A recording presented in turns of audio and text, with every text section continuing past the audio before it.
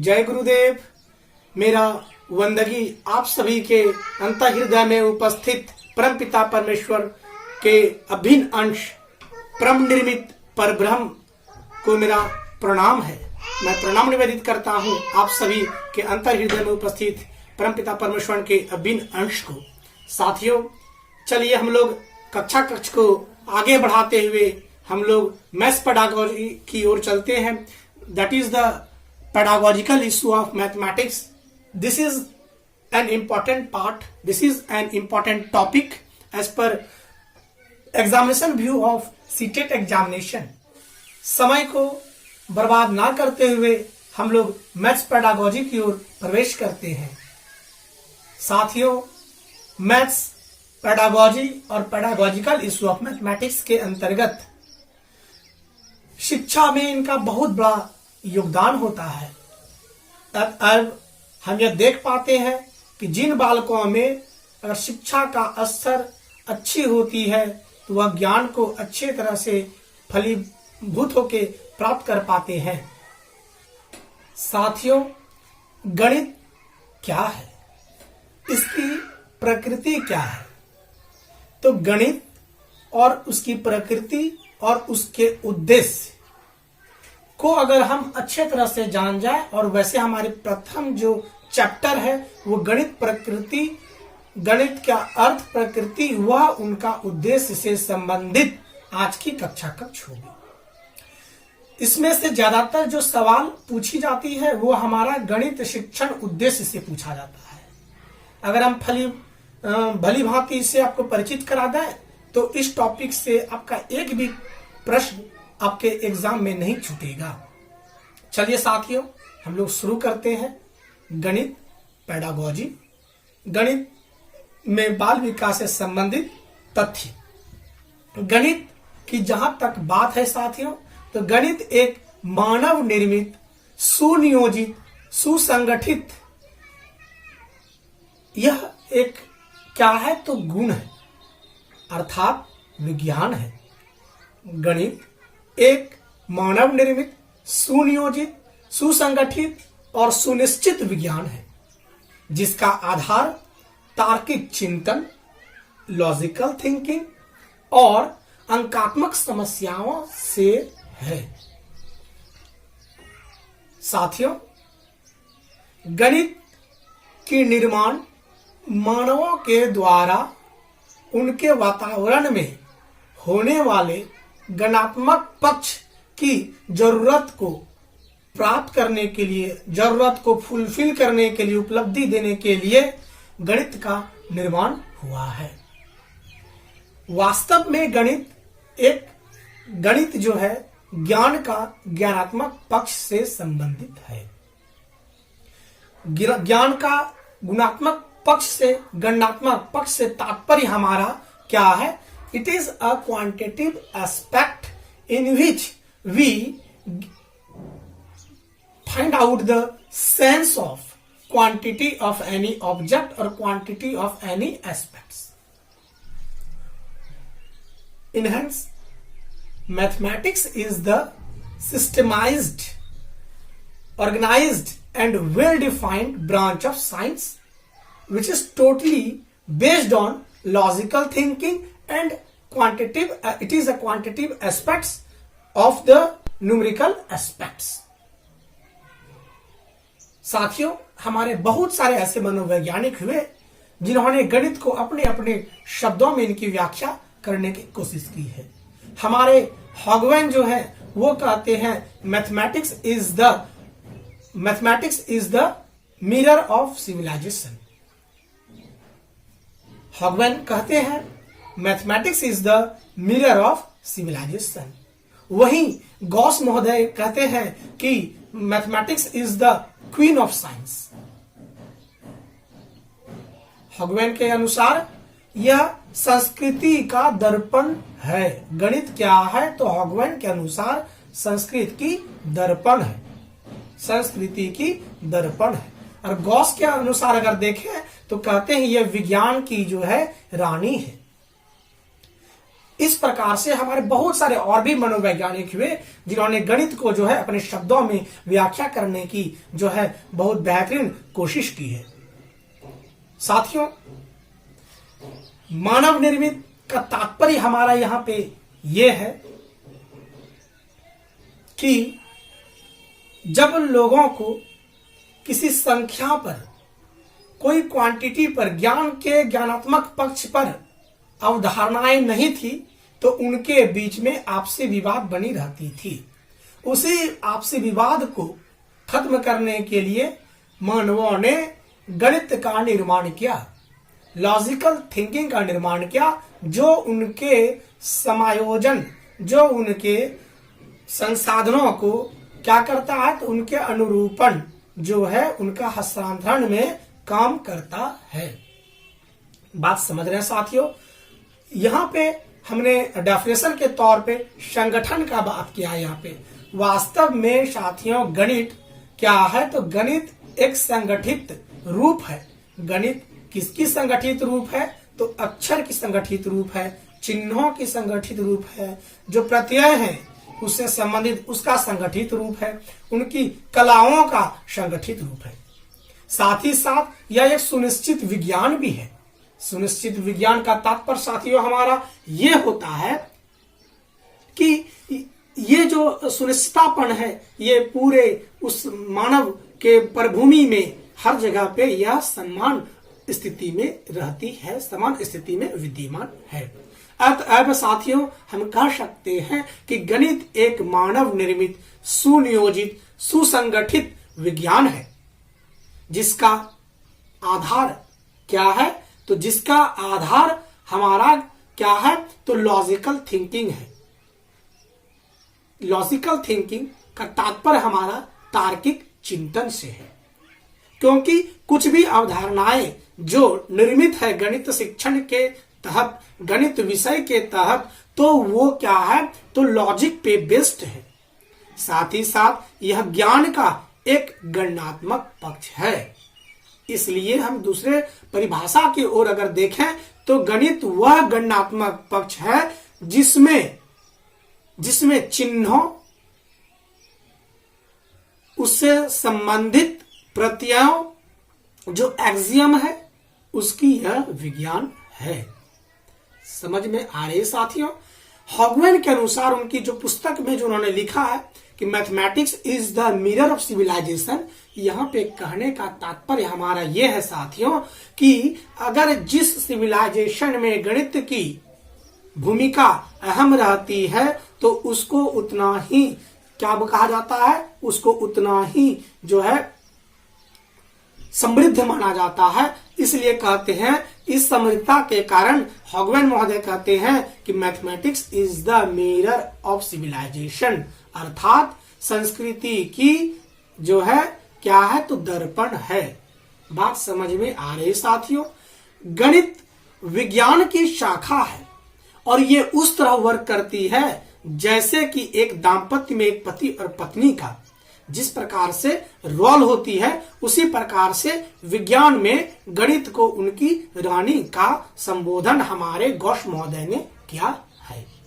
बात करें साथियों गणित की प्रकृति, तो गणित की अगर प्रकृति की बात करें तो यह पूरे इस मानव भूमि में हर जगह गणित की संरचनाएं समान स्थिति पे होती है। इसकी ये विशिष्ट जो है प्रकृति है।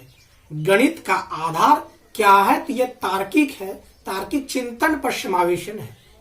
साथ ही साथियों मैं बता देना चाहता हूं, हमारी एक वीडियो जो है चेतना पर और चिंतन पर, मन बुद्धि मस्तिष्क चेतन और चिंतन पर आधारित एक हमारी वीडियोस है, उसको आप देखेंगे, आपको अवश्य ही वो अच्छा लगेगा। साथियों हम प्रकृति की बात कर रहे हैं तो गणित की प्रकृति व्यापक व विस्तृत है। इसके अतएव हम अगर चर्चा करें तो गणित की प्रकृति क्या है, तो यह मानव निर्मित है और पूरे मानव प्रभूमि में इसकी समान स्थिति रहती है। इसकी जो भी सिद्धांत है, इनकी जो भी लॉजिकल थिंकिंग है वो क्या है, तो वो सबको जो है वो गणनात्मक पक्ष को क्या करती है, तो फुलफिल करती है, उनकी उपलब्धियों को जो है समाप्त करती है, उपलब्धि को प्रोवाइड करती है। आइए साथियों, इस सिलसिले को आगे बढ़ाते हुए हम बात करते हैं गणित की प्रकृति एवं उद्देश्य की अगली कड़ी। तो गणित में वास्तव में देखा जाए साथियों, तो गणित में संख्याएं, स्थान, दिशा तथा मापन जैसे कि नाप या तौल का ज्ञान प्राप्त किया जाता है। हमने पीछे भी चर्चा किया साथियों कि जब मानव इस भूमि में, जब उनके साथ में किसी वस्तुओं का स्थानांतरण होता था तो उसमें से मात्रात्मक पक्ष नहीं होने के कारण से उन लोगों में आपसी विवाद बढ़ता था।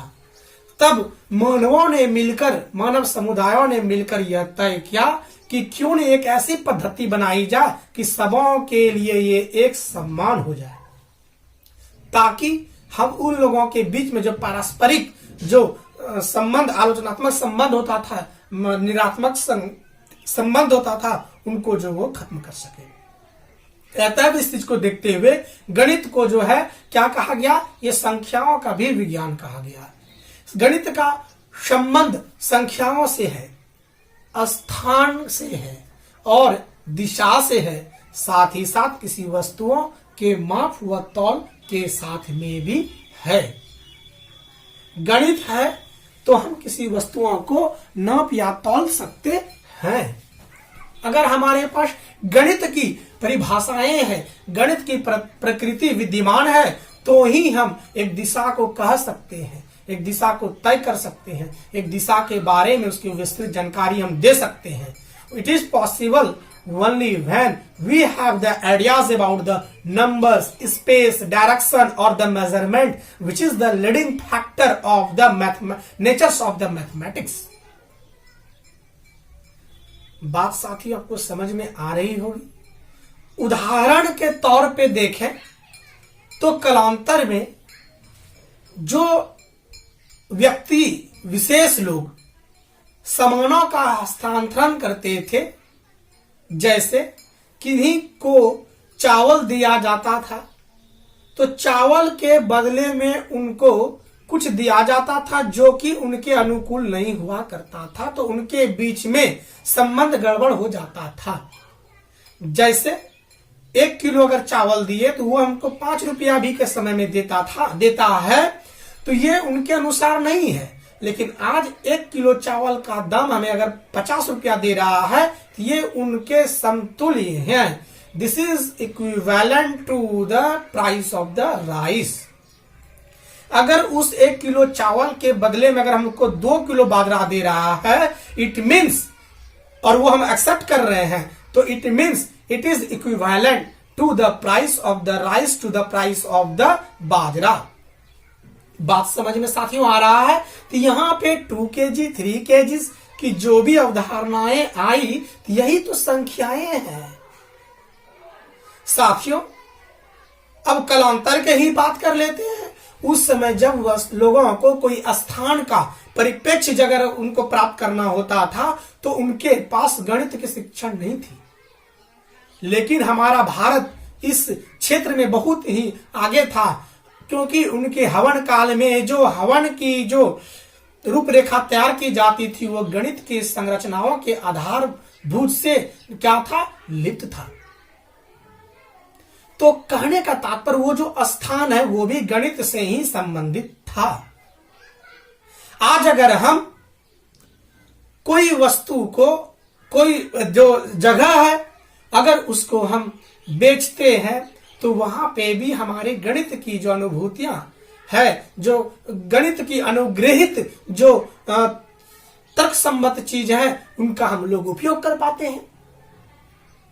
अब रही बात दिशा की बात, तो दिशा भी गणित का ही एक तार्किक सोच का ही क्या है, तो उपयोग है।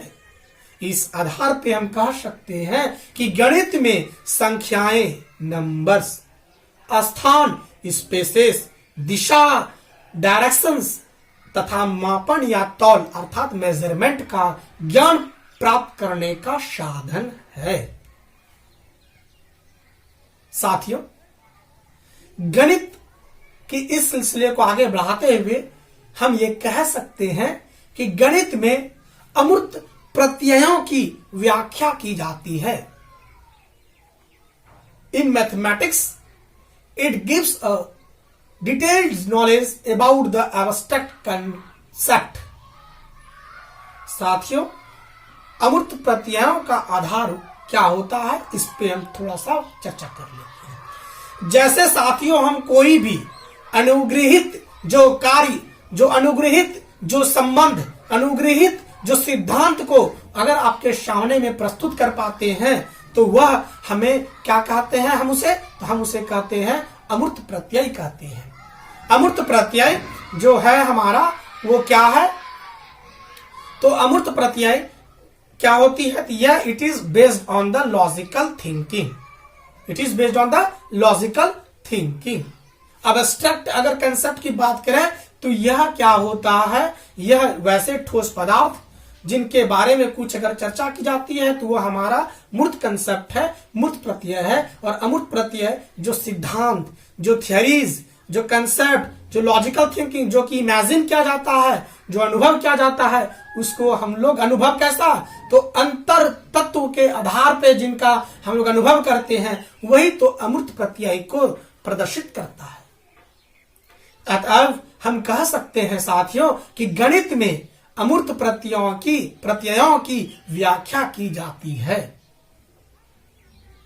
साथियों, अगर हमारे इन वक्तव्यों को आप ध्यानपूर्वक सुनेंगे और समझने की कोशिश करेंगे तो मैं लिख के देता हूं कि ऐसा विश्लेषण करने से, ऐसा विश्लेषण सुनने से परीक्षा में एक भी नंबर आपकी गलत नहीं जाएगी, एक भी अंक कम नहीं आएगी। आप जो भी वहां पे टिक आउट करेंगे वो 100% सही कर पाएंगे, क्योंकि हम आपको विश्लेषणात्मक परिचर्चा कर रहे हैं ताकि ज्यादा से ज्यादा जो है आपको हम तर्कवादी और ज्ञानवान बना सकें। वास्तव में साथियों, गणित विषय के ज्ञान का जो आधार है वो हमारा सेंस ऑर्गन्स है। हमारी जो भारतीय गणितज्ञ उन्नति बिश्नोई ने अपने पुस्तकों में वर्णन करती हैं कि जो है sense organs is the basical part of the exact knowledge of mathematics. समझ पा रहे हैं साथियों, गणित विषय के ज्ञान का आधार हमारी ज्ञान इंद्रियां है, सेंस ऑर्गन्स है। ज्ञान की इंद्रियां, वैसे हमने इसकी चेतना के बारे में जब परिचर्चा कर रहा था तो चेतना, हाँ एक चीज और साथियों, चेतना की हमने जो परिचर्चा की है वो हमारे जो सिगमंड फ्राइड के जो बुक्स है उसके आधार पे की है, और साथ ही साथ हमारा जो रामचरितमानस है उनके आधार पे हमने उनकी परिचर्चा करने की कोशिश की है। उस वीडियो को साथियों जरूर देखें, आपके अंदर में सद्बुद्धि का निर्माण होगा और आप चेतन को समझने की जो है आप अच्छे तरह से समझ भी पाएंगे। तो साथियों, सेंस ऑर्गन्स का आधार का कहने तात्पर्य ये है कि अगर हमारे पास सेंस है then we are able to understand the concepts or ideas of or the knowledge of the mathematics। गणित की ज्ञान को हम तभी अच्छे प्रकार से भली भांति समझ पाएंगे जबकि हमारे पास सेंस ऑर्गन्स विद्यमान और क्रियान्वयन रहेगा, तभी हम उनके गणित विषय को अच्छे तरह से भली भांति हम समझ पाएंगे। साथियों, गणित का जो ज्ञान है वो यथार्थ ज्ञान है, exact knowledge. Mathematics is the exact और सिस्टमैटिक और logical knowledge which is specific in clear, which specify the clearance of the knowledge. गणित का ज्ञान यथार्थ ज्ञान है। Mathematics is a exact knowledge. गणित क्या है, तो गणित यथार्थ का विज्ञान है, गणित क्रमबद्ध का विज्ञान है, और गणित तर्क का विज्ञान है, गणित स्पष्टता का विज्ञान है। इस प्रकार से गणित जो है हमारा कहीं ना कहीं इसको हम लोग इस प्रकार से परिभाषित कर पाते हैं। साथियों, गणित का ज्ञान, यथार्थ का तर्क हमारा यह है कि यह गणित जो है हमारे बीच में विद्यमान है और उसका हर संभव जो है उसका पूरे मानव क्षेत्र में हर जगह पे उनका सुनियोजन है, सुनिश्चित है। इस प्रकार से हम कह सकते हैं कि यह एक यथार्थ ज्ञान है, व्यापक है और विस्तृत है। सिस्टमेटिक ढंग से गणितों की परिचर्चा जो है गणित में हमको देखने को मिलता है, सुनने को मिलता है, जानने को मिलता है। इस प्रकार से हम कह सकते हैं गणित का जो ज्ञान है वो क्रमबद्ध ज्ञान है। बात समझ में आ रही साथियों? अब गणित की बात करें तो गणित एक लॉजिकल थिंकिंग का विज्ञान है, तार्किक चिंतन का विज्ञान है। गणित का आधार ही हमारा तर्क चित्त को लेके ही आगे बढ़ाया गया है। जब गणित में इन सारे गुण विद्यमान है तो हम हमारे जो मनोवैज्ञानिक हैं वो कहते हैं, बसवन महोदय हमारे जो भारतीय बसवन है वो कहते हैं मैथमेटिक्स बहुत ही क्लियर है, स्पष्ट है। अर्थात गणित की शिक्षा को प्राप्त हम लोग आसानी से कर सकते हैं और स्पष्टता से प्राप्त कर सकते हैं। अब इन सारे तत्वों को अगर हम देखें तो साथियों गणित जो है समानुमान का क्षेत्र जो है क्या है तो वो व्यापक है। अर्थात कहने का तात्पर्य हमारा ये है साथियों कि ये इसकी जो जनरलाइजेशन है वो विस्तृत और व्यापक है। इसको हम लोग एक छोटे से तौर पे गणित शिक्षण को नहीं देख सकते हैं। इसकी क्षेत्र विस्तृत है, इसकी क्षेत्र व्यापक है। अर्थात हम कह सकते हैं कि गणित में समानुमान जो जनरलाइजेशन है इसकी क्षेत्र विस्तृत व व्यापक है। गणित में समस्याएं जो होती है उसका समाधान जो है उसका आधार कार्य करण संबंध होता है। गणित में जो भी समस्याएं लोगों के बीच में आती है, मानवों के बीच में आती है, उसका आधार उनके कार्यकरण पर संबंधित होता है। साथियों इसका तात्पर्य हमारा यहाँ पे ये है कि अगर कोई किन्हीं के पास अगर कोई समस्याएं है तो उस समस्याओं को निजात पाने के लिए according to the pedagogical issues of mathematics they have to work upon that problems for solving that types of target समस्या और प्रॉब्लम।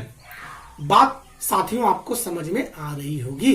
अतः हमने आपके सामने गणित की जितनी भी प्रकृति है उनकी अर्थ को लिया, उनकी प्रकृति को लिया और उनके उद्देश्य के माध्यम से हम आपके क्लास को और आगे बढ़ाते हैं और आगे बढ़ा के जो नेक्स्ट है वो हम आपको ले चलते हैं। जो परीक्षा के दृष्टि से जो महत्वपूर्ण तथ्य हैं उन चीजों को आपके सामने में हम रखने की कोशिश करेंगे।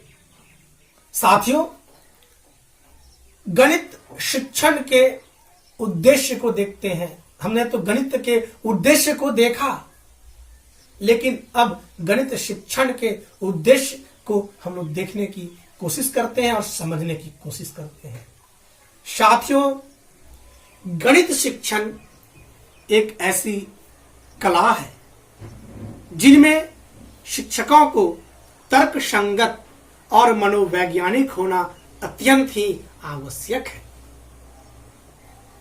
साथियों एक गणित शिक्षक को अपने निजी जीवन में कैसा होना चाहिए? तो ऐसा होना चाहिए कि एक शिक्षक ज्ञानवान हो, एक शिक्षक किताब से उनको प्रेम हो, पुस्तक से उनको प्रेम हो और उनकी ललाट पे हमेशा ज्ञान की जो प्रकाश है वो विद्यमान होनी चाहिए। उनका तात्पर्य यहाँ पे ये है साथियों कि वो एक क्या हो, एक तर्क संगत व्यक्ति हो जिनका तार्किक आधार बेहतरीन हो, साथ ही साथ वो अपने मनोवैज्ञानिक की ढंग को अपने अंदर में अंतर्निहित किया हो। एक गणित शिक्षण तभी एक प्रभावी शिक्षक हो सकता है जब उनको अपना उद्देश्य का पता रहता है। अर्थात साथियों हर एक गणित शिक्षक को उनके उद्देश्य उनके सफलताओं को आगे बढ़ाते हैं और साथ ही साथ बच्चों को भी उनकी सफलता को आगे तक पहुंचाने में मदद करती है। ध्यान रहे साथियों, शिक्षक वैसे हमने एक जो क्लास बनाई है वो शिक्षकों के ऊपर में बनाई है कि एक शिक्षक कैसा होना चाहिए। उस वीडियोस को आप देखें, आई होप कि बहुत ही अच्छा लगेगा, बहुत ही प्यारा लगेगा और बहुत ही आनंदमय तरीके से हमने उस बुकों को चर्चा करने की कोशिश की है। हम वैसे अगर बात करें साथियों, गणित शिक्षण में एक शिक्षक को उद्देश्य परक होना चाहिए। उद्देश्य पूर्ण शिक्षक ही बालकों का जीवन को यथार्थ बना सकता है, बालकों के जीवन को जो है सफलता तक पहुंचा सकता है। एक उद्देश्य परक शिक्षक ही बालकों के जीवन को यथार्थ बनाते हुए उनकी जो सफलता है उनको तक पहुंचाने की वो जो है उनके द्वारा वो पहुंच सकते हैं। गणित शिक्षण के उद्देश्य के अंतर्गत हर एक शिक्षक को उद्देश्यवान होना चाहिए। याद रहे साथियों, मैं हमेशा कहता हूं कि अगर किसी शिक्षक की उद्देश्य की पता नहीं तो वो उस नाविक के समान होता है जिनको अपना लक्ष्य का पता नहीं और जो है समुद्र में वो नौका लेके जो है वो रहते हैं और उस नौका के समान वो बालक होते हैं जब उनके शिक्षक को ही उनका उद्देश्य का पता नहीं रहता है, अर्थात जब उस नाविक को उनकी जो लक्ष्य का पता नहीं रहता है तो वो कभी भी उनकी बेड़ा को पार नहीं कर पा सकता है। तो साथियों, आपसे मेरा हाथ जोड़ के रिक्वेस्ट होगा कि आप ऐसे शिक्षक को चुने, आप ऐसे गुरु को चुने जो कि आपकी सफलता को आगे तक पहुंचा सके, आपके बेड़ा को पार कर सके। जब भी गुरु कीजिए ठोक बजा के कीजिए, जब भी गुरु कीजिए उनको सोच समझ के कीजिए, है ना। नक्कालों से बचिए और जो उद्देश्य पर शिक्षक है, जो प्रभावशाली शिक्षक हैं, वो उनसे जो है ज्ञान को प्राप्त कीजिए। वैसे हमने प्रभावशाली शिक्षक पे वीडियो बनाई है, उस वीडियो को साथियों आप जरूर देखें, आपको आई होप कि बहुत पसंद आएगा और आप उसके बाद जो है जीवन में कभी भी आप धोखा नहीं खाएंगे। चलिए साथियों, हम लोग आगे इस सिलसिले को आगे बढ़ाते हुए गणित शिक्षण के उद्देश्य पे परिचर्चा करते हैं। साथियों, एक गणित शिक्षक को कक्ष में उपयुक्त जो शिक्षण विधियां है, टीचिंग मेथड्स है, उसका अनुप्रयोग करना चाहिए ताकि विद्यार्थी सरलता पूर्वक उसे समझ सके। जो टीचिंग मेथड्स हैं, हमने वैसे जो वीडियोस है गणित पेडागोजी के अंतर्गत हमने बहुत सारे जो है विधियों का चर्चा किया हुआ है, उस वीडियो को भी आप देखने की कोशिश करेंगे तो वहां पे हमने अलग अलग टॉपिक पे परिचर्चा की है, उस वीडियोस को देखने की आप कोशिश करेंगे। तो साथियों, कहने का तात्पर्य है कि एक शिक्षक को उनके एक शिक्षण कला के अंतर्गत उनके कक्ष में जो विद्यार्थियों के अनुरूप, जो विद्यार्थियों के लिए जो शिक्षण विधि हो उस विधि को ही वहां पे प्रयोग करें ताकि उस विधि के प्रयोग से बालक उस विषय वस्तु को सरलता पूर्वक, थोड़ा सा पानी प्यास लग गया है ना, चलिए कोई बात नहीं, जय गुरु। चलिए पानी लेके भी बैठे नहीं है, कोई बात नहीं। अब अगली क्लास से जो हम लोग पानी लेके बैठेंगे ना, पानी प्यास लगता है, जगह जगह बोलते हैं ना, आदत नहीं है उसमें बोलने का। चलिए,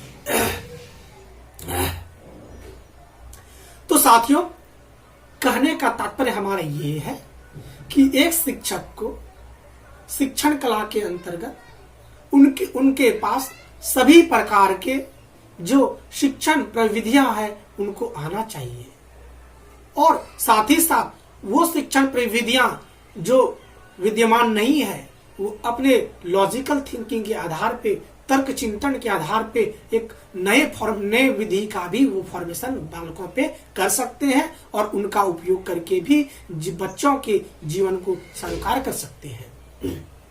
साथियों, उपयुक्त शिक्षण विधियों का तात्पर्य हमारा ये है कि बच्चों को अच्छे से समझने के उपरांत हम उन गणित शिक्षण विधियों का उपयोग करेंगे और जब गणित के शिक्षण विधियों का उपयोग करेंगे तो बच्चे जो है ज्यादा से ज्यादा फायदा को महसूस करेंगे और उसके अनुरूप जो साथी होता है वो सरलता पूर्वक स्पष्टता के साथ जो है वो ज्ञान को प्राप्त कर पाएगा। शिक्षण एक प्रभावशाली शिक्षक को जो है कक्ष में उन्हें प्रेरित करते रहना चाहिए। अभिप्रेरण की बात करें तो अभिप्रेरण साथियों ऐसा हो जो कि आंतरिक रूप से उसको अभिप्रेरित करे। बाह्य अभिप्रेरणा कभी भी बच्चों को नहीं देना चाहिए। बाह्य प्रेरणा का तरीका यह है कि बाह्य प्रेरण का कहने का तात्पर्य हमारे साथियों ये है, अगर बालकों को ऊपर से ही प्रेरणा दिया जाए, वैसा प्रेरणा जो उनको उनके अंदर तक नहीं पहुंच पाता है, वो बाह्यतम कक्ष तक ही रह जाता है, मस्तिष्क के बाह्यतम कक्ष तक, हृदय के बाह्यतम कक्ष तक ही रह पाता है, उसको हम लोग बाह्य अभिप्रेरण कहते हैं। वैसे अभिप्रेरण में इनकी हमने चर्चा की है। आप अभिप्रेरण वाले वीडियोस को, अभिप्रेरण के वीडियोस को आप देखें, वहां पे ज्यादा से ज्यादा आपको समझ में आएगा। तो कहने का तात्पर्य यह है कि अभिप्रेरण भी हो तो कैसा हो, तो आंतरिक अभिप्रेरण हो। इसका तात्पर्य साथियों यह है कि इस प्रकार से हम उसे प्रेरणा करेंगे, उस प्रकार से हम अपने प्रेरणा पे उसे प्रेरित करेंगे कि उस प्रेरणा को प्राप्त करके प्रेरित होके कैसे, तो वो आंतरिक रूप से, जैसे साथियों किसी गणितज्ञ की परिचर्चा करें, वैसे गणित की जो प्रेरणा अगर हमारे अनुकूल कहा जाए तो मेरा जो तरीका है, थोड़ा सा मैं जो कक्षा वहां पे मैं जो यूज करता हूं फॉर द इंटरनल, इसके आपके आंतरिक इंटरनल मोटिवेशन के तौर पे, तो हम वो करते हैं कि बालकों के जो भी विषय वस्तु होता है उसके हम तह तक उनको बतलाने की कोशिश करते हैं, उनको इस प्रकार समझाने की कोशिश करते हैं ताकि वो अभिप्रेरित हो जाए। और अभिप्रेरित होने के बाद हमने एक्सपीरियंस के आधार पे मैं कह सकता हूं कि वो बच्चे मैथ्स में बहुत आगे निकल जाते हैं। गणित को कभी रटाने की कोशिश मत कीजिए। अगर गणित को आप सभी शिक्षक से यही रिक्वेस्ट होगा कि अगर आप गणित को रटंत प्रणाली के अंतर्गत लेंगे तो बालकों की गणित जो है उनके लिए रुचिकर नहीं होगा और वो गणित में जो है ज्यादा से ज्यादा आनंद नहीं ले पाएंगे। इस हेतु स्टूडेंट हम क्या करेंगे, उनके पास तो कुछ भी जो एक्सियम उनके सामने लाते हैं, जो कंसेप्ट लाते हैं, उनकी जानकारी उनको हम उनके तह तक देने की कोशिश करेंगे। ऐसे नहीं कि कोई भी चीज लिखे तो बता दें कि इसका फॉर्मूला ये होता, आप रट लीजिए। नहीं साथियों, आप उनको उसका अनुप्रयोग को प्रदर्शन करें, आप उनके जो प्रूफ है उनको तक पहुंचाएं और उनके अंदर में जो है अभिप्रेरण का जो है सीमा को आगे बढ़ाएं और अंतर्निहित तक उनको पहुंचाने की कोशिश करें। यही जो अभिप्रेरणा जो है उनके अनुसार होना चाहिए। अर्थात साथियों, अभिप्रेरण विद्यार्थियों को समय समय पर देते रहना चाहिए। बात साथियों आपको समझ में आ रहा होगा। वास्तव में एक शिक्षक का यह भूमिका होती है कि विद्यार्थियों के अंदर में हमेशा सृजनात्मक सोच को डेवलप करते रहना चाहिए। We should have to develop the creativity on their mind. साथियों, गणित को हम इस प्रकार से पढ़ाएं, वातावरण से जोड़ के पढ़ाएं, इन्वायरमेंट से जोड़ के पढ़ाएं, उनके दैनिक जीवन के स्तर को जोड़ के पढ़ाएं, साथ ही साथ अनुप्रयोग करके पढ़ाएं। तो इससे क्या होता है, बच्चों में सृजनात्मक सोच का डेवलपमेंट होता है। याद रहे साथियों, जिस दिन हम बालकों के अंदर में सृजनात्मक सोच का डेवलप कर देंगे, विकसित कर देंगे, तो वो बालक खुद व खुद ऐसा जो है विदित होगा और वो एक अच्छे गणितज्ञ बन के उभरेंगे अगर हम उनके अंदर में क्रिएटिविटी को ला देते हैं। वैसे क्रिएटिविटी लाने के लिए हमारी एक वीडियो और भी है, वो है हमारा सृजनात्मकता। उस वीडियोस को भी आप देखने की कोशिश करेंगे, उसमें ज्यादा से ज्यादा आपको ज्ञान मिलेगा। सृजनात्मकता का तात्पर्य हमारे साथियों ये है कि उनके अंदर में ऐसा गुण ला देंगे कि वो किसी भी फॉर्म्स को वो डेवलप कर सकता है। गणित के जो संबंधित जो सवाल है, उस सवालों के आधार पे उसको वो आगे बढ़ा सकते हैं और उसके सवाल को खुद ब खुद जो उनके पास पहले कभी नहीं दर्शन उन सवालों से हुआ है, उन सवाल को भी वो अच्छे से बना सकता है। कहने का तात्पर्य साथियों ये है, अगर हम बच्चों को मान लिया जाए एक टॉपिक लेते हैं हम लोग, कौन सा टॉपिक ले लें, चलिए कोई एक टॉपिक ले लेते हैं। मान लिया जाए हम लोग टॉपिक लेते हैं, चलिए साधारण ब्याज एक टॉपिक लेते हैं। तो साधारण ब्याज में अगर बालकों को सिर्फ अगर हम लिख दें साधारण ब्याज का फॉर्मूला होता है, क्या होता है, P into R into T by 100, जहां P मूलधन है, R रेट है, T समय है ना। ये चीज को फॉर्मूला अगर उनके सामने हम प्रदर्शित करते हैं तो उस फॉर्मूले के आधार को लेके वो उन्हीं सवालों को बना सकता है जो फार्मूला बेस्ड प्रॉब्लम्स होते हैं। लेकिन साथियों, अगर उस फार्मूला को हम लोग क्या करें, उनके अनुरूप बना दें, उस फार्मूला को उनके सामने में डील करके दिखा दें, उस फार्मूला के जो नींव है उसको दर्शा दें और उनका अनुप्रयोग करके अगर दिखा दें, तो जिंदगी में उनके सामने में कभी भी समस्या अगर आपका साधारण ब्याज से संबंधित आएगा तो वो खुद ब खुद अपने अंदर में सकारात्मक सोच को लेके आगे सवाल को बना सकता है। It means teacher should have to give the ideas और थिंकिंग और the logic to create the creativity on their mind. साथियों, गणित को हमेशा दैनिक जीवन व व्यवहारिक जीवन से जोड़कर उनके बीच में संबंध को स्थापित करके ही बदलाना चाहिए। गणित को जब हम दैनिक जीवन के साथ में जोड़कर बताएंगे और गणित जीवन जब हम उसके दैनिक जीवन को उनके गणित के साथ में सहसंबंध को दर्शाएंगे, तो बालकों के दैनिक जीवन में होने वाले जो अनुप्रयोगन उनके सामने जो समस्या आएगा उसको वह अच्छे तरह से भली भांति जो है उस समस्या को दूर कर पाएगा। अर्थात दैनिक जीवन व व्यवहारिक जीवन से तात्पर्य हमारा यह है कि जैसे हम अगर किसी चीज का भी गणित शिक्षण जो कमर्शियल मैथ का उपयोग कराते हैं तो उनके दैनिक जीवन में तो बहुत सारा यूज होता है, बैंकों से कारोबार, दुकानदार से कारोबार, ये सारा चीज उनके संबंधित उन सारे जो अनुप्रयोग है उनके सामने उपस्थित करेंगे और साथ ही साथ उनके साथ में सहसंबंध को स्थापित करेंगे ताकि उस चीज के आधार को लेके वह जीवन में कभी भी उस विषय वस्तु से संबंधित जो भी सवाल होगी, समस्याएं होगी, उससे वो निजात आसानी से पा सकता है। अब साथियों, शिक्षण उद्देश्य के अंतर्गत जो हमारा नेक्स्ट जो पॉइंट होगा वो ये है कि teachers must should have the teaching materials, they should have to use the teaching materials.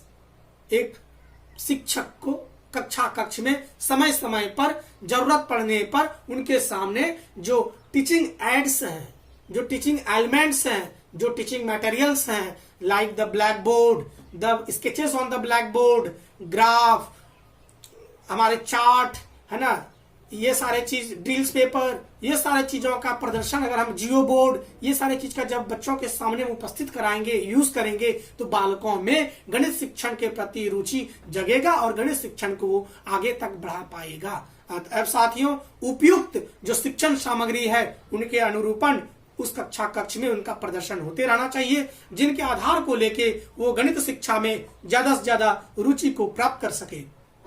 साथियों, विद्यार्थियों में क्रियात्मक अनुभव प्रदान करने के लिए बच्चों के साथ में जो है जो एक्टिविटी जो उनके बुक में जो अनुप्रयोग है उनका उपयोग करना चाहिए। साथ ही साथ जो तथात्मक जो अनुप्रयोग है, जो क्रियात्मक अनुभव है आपके अंदर में, उस चीज को उनके सामने में लाने की कोशिश करेंगे। इस प्रकार से जो है बालकों में शिक्षा का जो स्वरूप है वो आगे बढ़ेगा और जो है उनमें ज्ञान का जो है ज्यादा से ज्यादा एक्सपोज हो पाएगा और वो अपनी सफलता को जो है प्राप्त कर पाएगा। साथियों, इसी क्षेत्र से, इसी प्रक्षेत्र से परीक्षा में ज्यादा से ज्यादा सवाल जो है आपको देखने को मिल जाता है। तो चलिए साथियों, ये इंपॉर्टेंट टॉपिक था हमारे गणित शिक्षण के उद्देश्य, एक शिक्षण कला में होने वाले एलिमेंट्स। तो साथियों, फिर से इस चीज को हम रिमाइंड कर देते हैं एक बार कि गणित शिक्षण के उद्देश्य के अंतर्गत एक जो शिक्षक हैं उनके द्वारा शिक्षक को जो है शिक्षण विधियों का उपयोग करना चाहिए ताकि बच्चे सरलता पूर्वक उस कथा जो विषय वस्तु है उसको आसानी से वो समझ सके। साथियों, दूसरा नंबर, गणित शिक्षण के आधार पे बालकों को अभिप्रेरण करते रहना चाहिए और अभिप्रेरण कैसा हो तो अंतः अभिप्रेरण होना चाहिए। तीसरा जो बात करते हैं, शिक्षक को विद्यार्थियों को कैसा सोच प्रकट करना चाहिए तो क्रिएटिविटी ऑन देयर माइंड लाना चाहिए, सृजनात्मक सोच उसके अंदर में लाना चाहिए। साथियों, अगर चौथा नंबर की बात करें तो गणित शिक्षा को जो है उनके दैनिक जीवन से जोड़कर, उनके व्यवहारिक जीवन से जोड़कर और उनके बीच में सहसंबंध को स्थापित करके ही शिक्षण कला को आगे बढ़ाना चाहिए। पांचवा अगर बात करें साथियों तो शिक्षण के समय शिक्षक को समय समय पर उनके लिए उपयुक्त जो शिक्षण जो टीचिंग मटेरियल से शिक्षण सामग्री है उनके सामने उसका प्रयोग करना चाहिए। जो छठा है साथियों, विद्यार्थियों में जो क्रियात्मक अनुभव है उनका प्रदान करना चाहिए। तो इस प्रकार साथियों हमारे और भी बहुत सारे जो है उद्देश्य उनको चीज को लेके आप जो है शिक्षण कला को, गणित शिक्षा, गणित पेडागोजी को और गणित कक्षा कक्ष को आप आगे बढ़ा सकते हैं। और यही इसी टॉपिक से ज्यादातर हमारे एग्जाम में सवाल देखने को मिलता है। आई होप स्टूडेंट की हमारा वीडियोस आपको अच्छा लगा होगा, प्यारा लगा होगा। हमारे वीडियो को ज्यादा से ज्यादा लोगों के बीच में शेयर करें और शेयर करने के बाद जो है हमें, और जो भी कमेंट होता है कमेंट भी करें, अगर लाइक है तो लाइक भी करें, अगर आपके अनुसार डिसलाइक करना हो तो आप डिसलाइक भी करें, ताकि हमारे अंदर में जो खामियां होगा वो हम उसको और भी आगे बढ़ाने की कोशिश करेंगे। तो चलिए साथियों, इसी टॉपिक को यहीं पे हम लोग विराम देते हैं और फिर अगले जो टॉपिक आएगा हम इसी टॉपिक को आगे बढ़ाते हुए हम जो नए नए विषय वस्तु हैं उसको गणित पेडागोजी को लेके आएंगे और इससे संबंधित जो सवाल होते हैं उस चीज को भी लेके आएंगे। तो साथियों चलिए हमें आप यहीं पे जो है हम अपनी कक्षा को जो है यहीं पे समाप्त करते हैं। हमारे साथ बने रहिए इसी तरीके से और आशा रखते हैं कि आपको हमारी वीडियो समझ में आ रही है। हमारी वीडियोस को लाइक करें, सब्सक्राइब करें और जो है लोगों के बीच में शेयर करें। तो चलिए साथियों, धन्यवाद हमारे साथ जुड़ने के लिए। चलिए, जय हिंद, जय भारत, जय गुरुदेव।